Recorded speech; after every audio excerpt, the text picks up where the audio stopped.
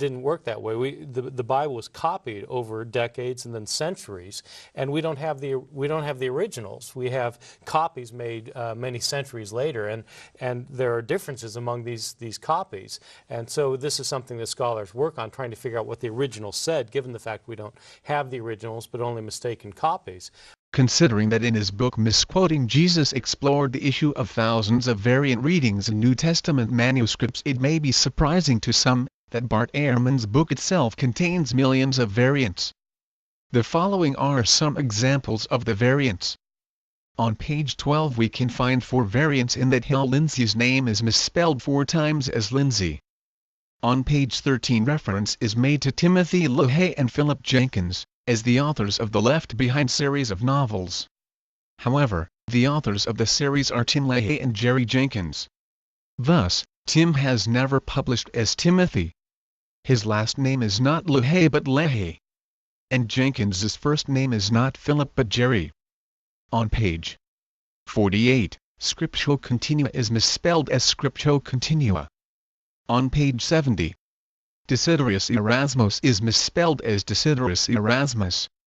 On page 90, Scriptio Continua is again misspelled as Scriptio Continua. On page 91, Parabolepsis is written as Parabolepsis. Twice. On page 110, we can find 3 variants.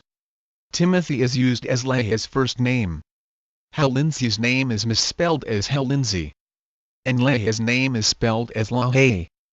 On page 192, the citation should refer to Acts 17:30 and not to Acts 17:27. In the index on page 236 we find 2 more variants in that Timothy's name is again spelled as LaHaye, and Hal's name is again spelled Lindsay. The Evangelical Textual Criticism blog further notes, despite the comments on page 91, the normal nomen sacrum for P. microa is not P. microa but P.A. Also, Codex Sinaiticus does not support the presence of "and he was taken up into heaven" Luke 24:51, despite the rather confused assertion on page 169 that it does.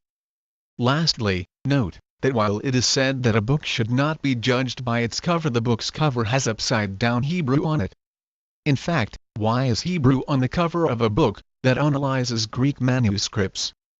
Now, you may be thinking, 1. That is only 20 errors. 2. They are mostly merely misspellings. 3. They do not affect the contents of the text, and certainly do not affect any major point which the book seeks to make.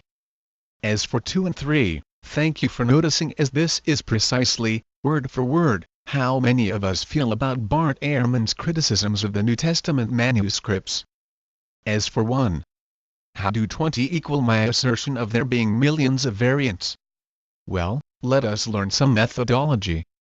The sword. There are more differences in our manuscripts than there are words in the New Testament. More differences in our manuscripts than there are words in the New Testament. I do not know how many copies Misquoting Jesus has sold, but it is reported by the Christian Research Institute that within the first 3 months, more than 100,000 copies were sold. The way it works is as simple as it is deceptive. You multiply the 20 variants by how many times they have been reproduced. As the 20 have been reproduced 100,000 in 3 months alone, you multiply these, and so the total of variants in Misquoting Jesus equals 2 million. And as time goes by, we can safely say at this rate that there will be more differences, variants in his copies than there are words in his book.